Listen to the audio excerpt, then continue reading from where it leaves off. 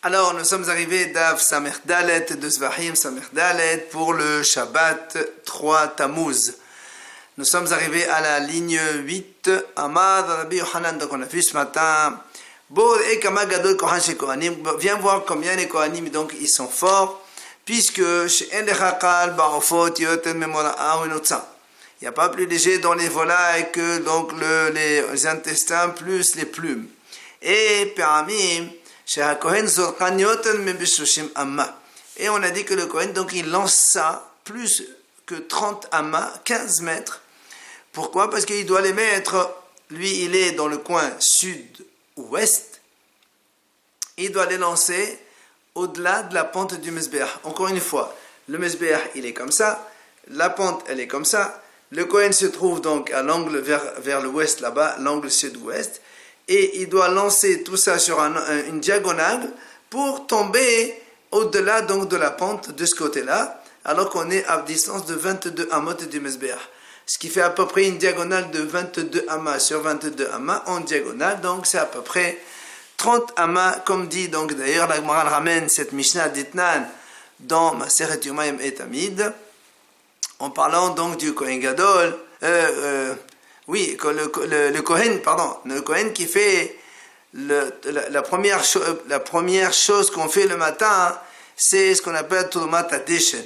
Et cette Trumat Hadeshen, c'est-à-dire on prélève un peu de cendre et on les met justement donc là-bas, en bas de la pente. Et la Mishnah dit comme ça, Natal Mahta Shel Kesef. Il prend le Kohen donc une pelle en argent. Ve'ala les roches à Mezbeach. Il monte donc au sommet du Mezbeach, là où il y a le feu. Il va donc pousser un petit peu les braises droite-gauche. Il va prendre donc de la cendre qu'il y a à l'intérieur, donc puisqu'il y a de la cendre. Et donc avec cette pelle-là, il prend de la cendre. Après, qu'est-ce qu'il fait? Il va descendre la pente jusqu'en bas. Quand il arrive en bas, il arrive vers le sol. Donc il se tourne vers direction nord. Il va aller donc à l'est de la pente, qui est à peu près une dizaine de hamot. Et là-bas, ça va il pose là-bas donc la cendre qu'il vient de prendre, loin de la pente 3 tfahim. C'est au même endroit là-bas, on met le moda'a venotza, donc on a dit maintenant donc les intestins et les plumes de la volaille qu'on a fait hatat, plus dishona mezbeach, donc quand on fait Trumat Hadeshen tous les matins, plus de mezbeach pnimi, donc de mezbeach de l'intérieur aussi on prend de la cendre, et aussi ce qui reste de la menorah, la cendre de la menorah, donc quand on a après avoir allumé la veille. Alors ça fait donc à peu près 30 amas, comme on a dit dans la Gemara, comme il a dit Rabbi Yohanan. C'est là où la Gemara dit Hanet Tumetatim Bihad Havian. La Gemara dit mais pourtant, si on calcule réellement, on trouve 31 et plus. Pourquoi Rabbi Yohanan dit 30 seulement? Alors il dit non, comme Gavdel Hashib. L'emplacement du Kohen lui-même qui fait une ama, puisqu'un homme était en une ama, celui-là on n'a pas compté. Après on a dit dans la Mishnah, tous ceux qui montent vers le Mezbeach, donc ils montent côté droit et après ils se tournent vers la droite. Sauf, on a dit 3 choses. On les met donc directement, on va vers la gauche sur le coin sud-ouest. Quelle est la raison? Il dira donc la Gemara, Amar Rabbi Yohanan. C'est quoi les 3 choses? C'est donc verser de l'eau et du vin. Pourquoi on les met directement? On ne fait pas le tour du Mezbeach. Parce que sinon, en parcourant un carré de 16 mètres, donc 32 amot sur 32 amot, sur 32 amot encore, ça fait qu'il a le temps de fumer le vin et l'eau, et c'est pas bon pour ensuite le faire nesachim avec ces choses fumées. Maintenant, pourquoi aussi on ne fait pas parcourir tout le périmètre du Mezbeach, de peur qu'avec la grosse fumée qu'il y avait sur le Mezbeach, la volaille va s'étouffer, elle va mourir avant. C'est pour ça donc la Olata'of, on la met de suite. Dès qu'on arrive sur le Mezbeach, on va vers la gauche et on la met dans le coin sud-ouest. Alors, la Gemara vient objecter, mais nous, pourtant, nous on a vu à propos du Kohen Gadol, c'est marqué, Balo lehakif et Mezbeach, mais ayn humatin. Quand le Kohen Gadol, qui vient prendre, donc nous savons que le Kohen Gadol, il peut faire, il doit faire le sacrifice exclusivement lui le jour de Kippour, mais le reste de l'année, quand il a envie, il vient et c'est lui qui fait tout. Mais quand il n'est pas là, les Kohanim de service, ils font d'habitude. Donc si le Kohen un jour il vient, il a envie de faire des korbanot, par exemple, alors il dit comment il fait? Quand il vient contourner le Mezbeah, qu'est-ce qu'il fait? Mais comment il commence? Alors il dit, après Mezrahit Sefonit, après Sonnet Ma'aravit, après Ma'aravit. Donc on commence par le sud-est, nord-est, nord-ouest et sud-ouest. C'est-à-dire que le Kohen Gadol, il va faire, si on prend le carré, le Mezbeah il est carré comme ça, le Kohen il monte comme ça, il arrive ici, il commence par là, là, là, et après il vient là. Et donc ça c'est le coin sud-ouest. Alors, et là-bas on lui donne du vin pour faire un Nesser. Donc tu vois bien qu'il fait le tour. Comment toi tu as dit que pour le vin on ne fait pas le tour? Amar Rabbi Yochanan, haqafa baregel. Il vient Rabbi Yochanan et dit non, justement lui le Kohen Gadol il tourne à pied sans le vin. C'est après qu'on amène le vin quand il était sur le coin sud-ouest. Et Amar Rava il dit la preuve d'Ekana Medekatan et not nimlo yain le Nasser. Là-bas, on lui donne le vin. Il n'y a pas marqué on ne lui dit pas les verses. On dit non. On lui donne. Donc le vin, on lui amène de suite quand il est déjà sur le côté, sur l'angle sud-ouest. Comme on a dit donc, on monte côté droit. Donc de la pente. Et après, quand on descend côté gauche. En fait, c'est la même chose puisque le côté droit c'est vers l'est et le côté gauche en descendant c'est vers l'ouest. Sauf celui qui va monter pour ces trois choses-là qu'on a dit nous, c'est-à-dire le Neseria et Nesermaim, donc verser du vin et de l'eau plus la Olata'of. Chez Olim der Ma'arav, donc ils montent eux côté Ma'arav, c'est-à-dire côté gauche, et descendent par le même chemin.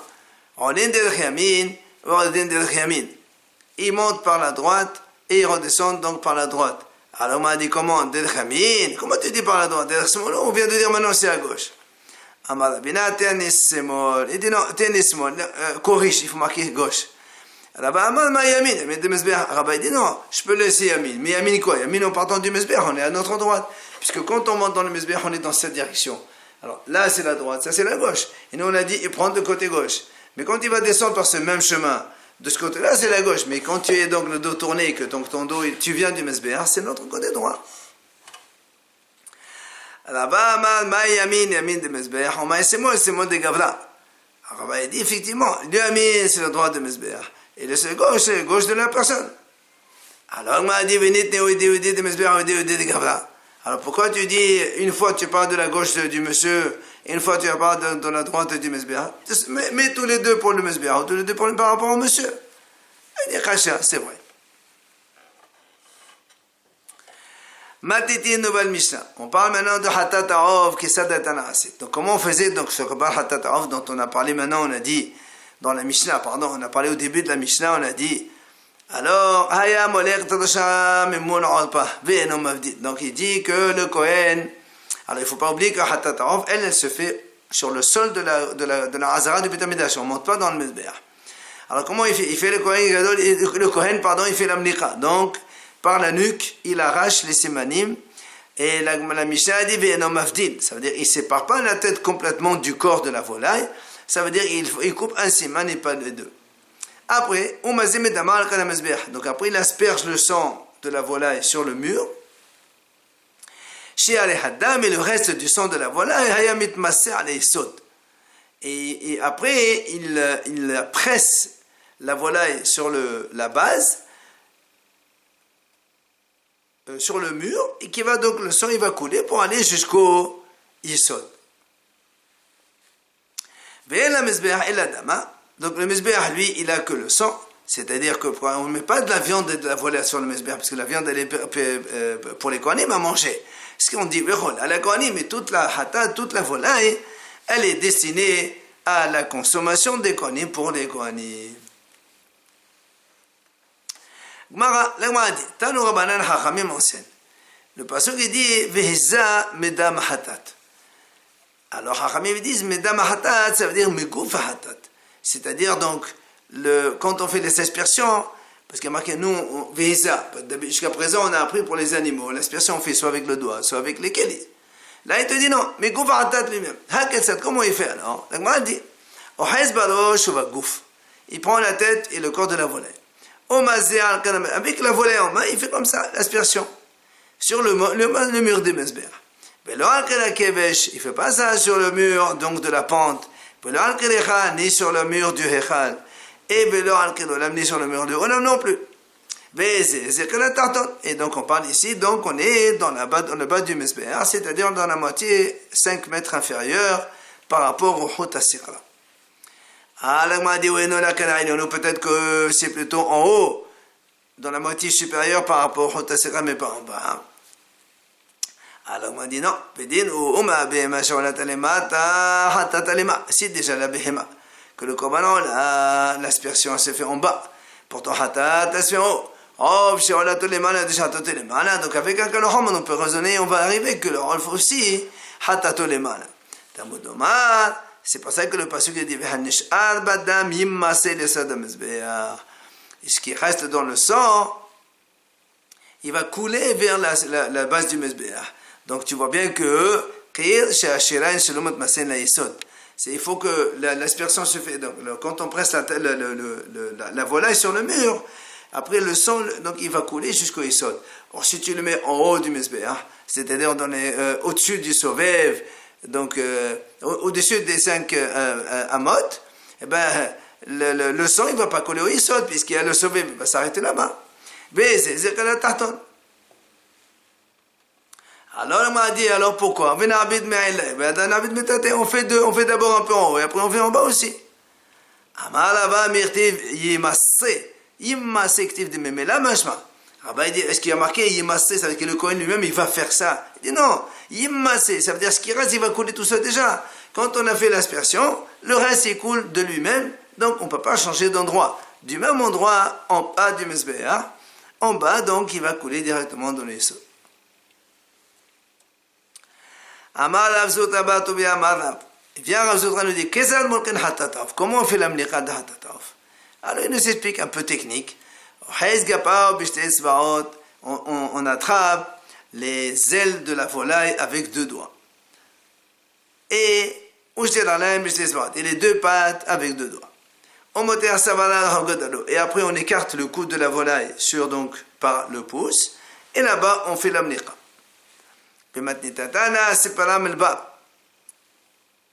Dans la Breta, on enseigne le separa milva, c'est-à-dire que le cou de la volaille il est en dehors, c'est-à-dire sur le dos de la main du Kohen et pas dans la paume comme il a dit Rav Zutra. Et donc il a la même chose, il prend les 2 ailes, donc les ailes avec les 2 doigts, entre 2 doigts, et 2 pattes entre 2 doigts, et il fait la même chose, sur le cou de la volaille. Et l'Agma dit et ça c'est un service qui est difficile dans le Beth Amikdash, donc la mlicha c'est difficile. Alors l'Agma pose une question, là quoi, c'est que ça qui est difficile, c'est tout. Pourtant nous on a vu dans d'autres endroits que l'Armissa aussi c'était quelque chose de difficile, puisqu'il faut qu'il prenne avec 3 doigts, et après il faut qu'il tapisse avec le 5e doigt, il tapisse par ici avec le pouce, c'est techniquement difficile aussi. Ou bien la Hafina, c'était quand le Kohen, il fait l'Ektoret, il doit donc rentrer sa main, donc pour faire Hafina, c'était plein de pommes de Ektoret, là aussi on a dit c'est difficile. Alors l'Agma il a dit d'accord, c'est-à-dire c'est un des services qui sont difficiles, il n'est pas le seul, l'amlika, donc elle fait partie des choses difficiles, c'est-à-dire l'amlika, l'Arkmisa, l'Hafina, tout ça sont des choses difficiles. Maintenant qu'on a fini avec le Hatat Ta'of, on va passer à Olat Ta'of, Matnitin, la nouvelle Mishnah. Olat Ta'of, Kesad Na'asit. Donc on a vu que donc la Mishnah nous explique comment on fait le Korban Ola de la volaille. Donc jusqu'à présent, nous on a vu Hatat, maintenant on va voir la Ola. Et nous on a dit que, la Mishnah dit comme ça. Ala la Kevesh. Donc le Kohen il monte sur la pente du Mesbeh. Ufana la sovev. Après, donc, on a dit qu'il y a une pente spéciale pour monter jusqu'au sovev, c'est-à-dire donc au milieu du Mezbeach, donc le sovev qui fait une amas de large pour que les Kohanim puissent marcher. Balo le Kenen de Domit Mezbahit.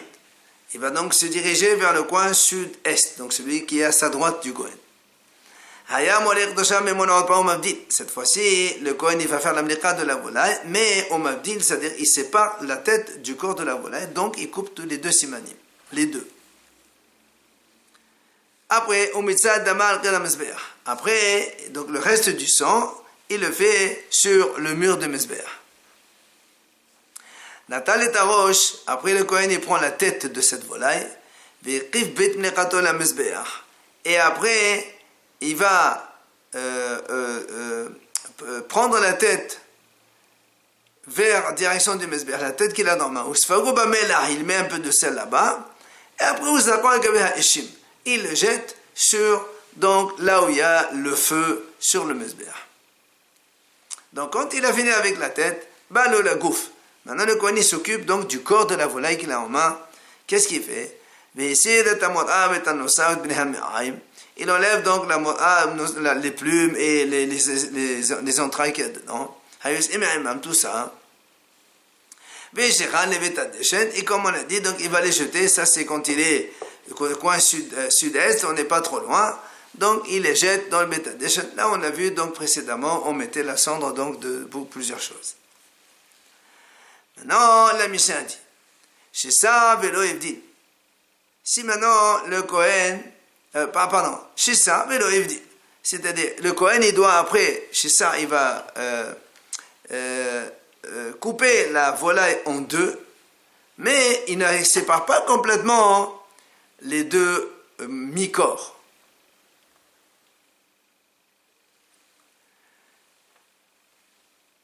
Ou bien peut-être avec les ailes, il va laisser les détourner comme ça, hein, et il ne va pas les enlever complètement. Mais s'ils se sont écartés complètement de la volaille, c'est pas grave. Sauf que mais là, après, donc là, il met du sel encore de nouveau, et il va jeter tout le corps de la volaille, puisque c'est là, c'est totalement kalil, donc il va être brûlé entièrement. Il va donc le corps, il le lance sur le feu, sur la malacha là-bas, et il va être brûlé. Et la Mishnah dit, donc il n'a pas besoin d'enlever les plumes, les entrailles, tout ça. Ah, pardon. Non, là maintenant la Mishnah dit, si il n'a pas enlevé les plumes et les entrailles et il n'a pas mis du sel, est-ce que c'est valable ou pas? La Mishnah dit, tous les changements que le Kohen fait, après qu'on a fini l'aspersion et la pression du sang qui sort sur le Mezbeach, ça c'est donc pas très important et donc ça valide le Korban.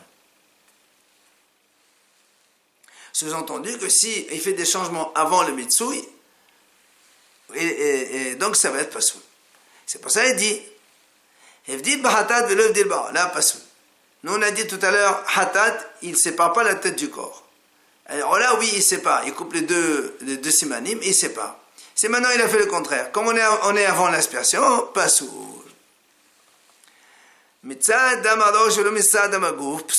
Si il a presser le sang de la tête mais pas celui du corps, c'est pas soul. Par contre, s'il avait celui du corps mais pas celui de la tête, c'est caché. On va voir dans la Gemara un peu l'explication de tout ça. Maintenant, rappelons, on avait parlé, donc on s'entend des corbanotes des animaux, quand on fait chez le lishma, quand on fait c'est pas soul, quand on fait avec des mahashavot, on fait la même chose avec les volailles. La Mishnah dit ici on a fait comme un hatat, une mleka qu'on n'a pas fait lishma. Ou bien mitzad lishma, ou bien il a pressé la tête, mais pas lishma, pas l'ishem hatat. Ou bien lishma, lishma. Ou bien une étape, la mleka il a fait lishma et la mitsui non. Ou bien le contraire, l'amlika sur le lishma, dans tous les cas, c'est pas soul parce qu'on est avant la pression du sang qui doit sortir de la volaille. Mais en la ta'of, kshera. S'il a fait ça dans la ta'of, pas comme al-hatat, ola ta'of, kshira, ou bilbad, c'est le hatala bi'alimin Hashem Choba, comme on avait vu dans les korbanot, c'est la même chose, korban ola, on a fait donc pas l'ishmo, c'est kasher, mais les bi'alim ne sont pas acquittés, il faut qu'ils ramènent un autre korban. Et là maintenant, la Mishnah va parler des deux. Et had hatat ta'of et had ola ta'of. Donc dans les deux cas, hatat, ola, c'est la même chose en parlant de la volaille. Quand il a fait la mniqa ou quand il a fait le mitsui, donc mniqa c'est couper les simanim, mitsui il a donc pressé pour sortir le sang. Si le Kohen en faisant cela, il pense à manger les choses habituellement mangeables dans le hatat, ou les aktir, donc mettre sur le feu les choses qu'on avait dit de mettre donc sur le feu pour hatat ou pour ona. Si il a fait ça, il a pensé husim comment faire ça au-delà, donc au-delà de l'endroit, pasoul vient beau karet. Il y a pasoul, mais c'est pas karet. Hoslismano, pigoul, va venir la karet. Mais s'il a pensé faire ça hors délai, là aussi, c'est un pigoul, comme dans les animaux, et il y a karet pour celui qui le mange après. À condition, quand est-ce qu'il y a ce pigoul et ce pasoul, que le matir, c'est-à-dire celui qui valide le korban, il est donc en règle. Alors le Mishnah dit, qu'est-ce que tu appelles Khalav Amatir? Il dit voilà, exemple, Malak Bishtiqa ou Mesadam Hozilmano. Donc il y a deux étapes, il y a Mniqa ou Mitsui. Par exemple, la Mniqa il a fait sans aucune mauvaise pensée. Et le Mitsui il a fait Hozilmano, alors là il y a Pigoul. Ou bien Malak Hozilmano, Mesadam Bishtiqa. Ou bien la Mniqa il a fait avec une pensée hors délai. Et le Mitsui il a fait normal, Bishtiqa. Ou chez Malak ou Mesadam Hozilmano, il a fait les deux Hozilmano. C'est ce qu'on appelle Khadav Amatik et Misvato. Et donc, il y a Pigoul. Maintenant, la Mishnah dit que ça, le Khadav Amatik et Misvato, comment? Donc, il n'est pas. Même si on a fait une mauvaise pensée, il n'y a pas de Pigoul. C'est par exemple, Malach Hosim Komo, Misadam Hosim Mano. L'Amnika, il a fait une pensée hors espace. Et le Mitsu, il a fait hors délai. Ou le contraire, l'Amnika, Hosim Mano, Misadam Hosim Komo. L'Amnika hors délai et le Mitsu en dehors de l'endroit. Oh, tous les deux, il a fait Hosim Komo. Dans tous les cas, cela, eh bien, ça ne s'appelle pas Pigoul parce qu'il n'y a pas eu Matil qui Misfato. La Mishnah continue.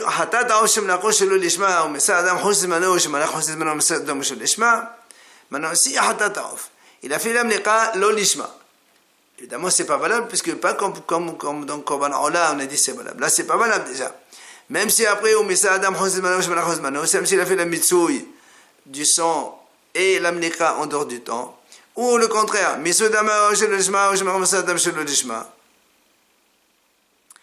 ou bien il a fait le mitsui pas en son nom, ou l'amnika le mitsui chez le lishma. C'est ce qu'on appelle le Khadav Amatik Misvato, et donc il n'y a pas Pigoul dans ce cas-là. Enfin, la Mishnah continue. Si le Kohen, en pensant les mauvaises pensées, les rôles kazet bahous, kazet et maha, il pense manger kazet de la viande, bahous en dehors donc de l'espace, et donc une autre kazet en dehors donc du temps. Ou bien kazet et maha, kazet bahous, ou bien en inverse. Ou kahazezet bahous, kahazezet et maha, ou bien le volume d'une demi-olive à l'extérieur, donc en dehors de l'espace, et un volume d'une demi-olive, donc hors délai. Ou le contraire, d'abord une demi-olive hors délai, après une demi-olive en dehors de l'espace, pas soulevé un beau carré. Il n'est pas soulevé, mais il n'y a pas de carré, parce que c'est la même chose, il n'y a pas Kadev qui me souhaite.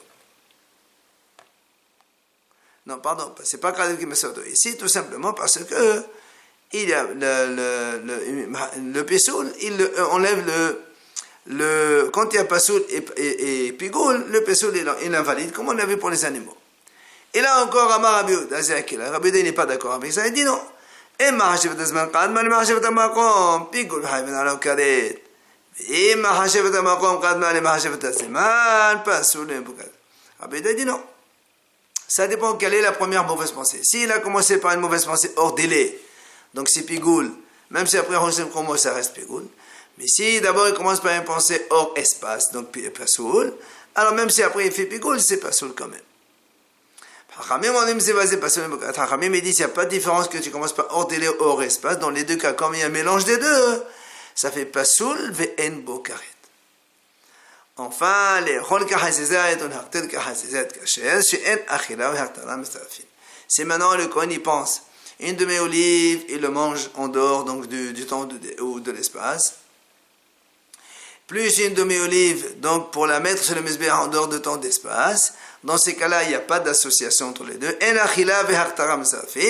Et donc le korban, il est caché.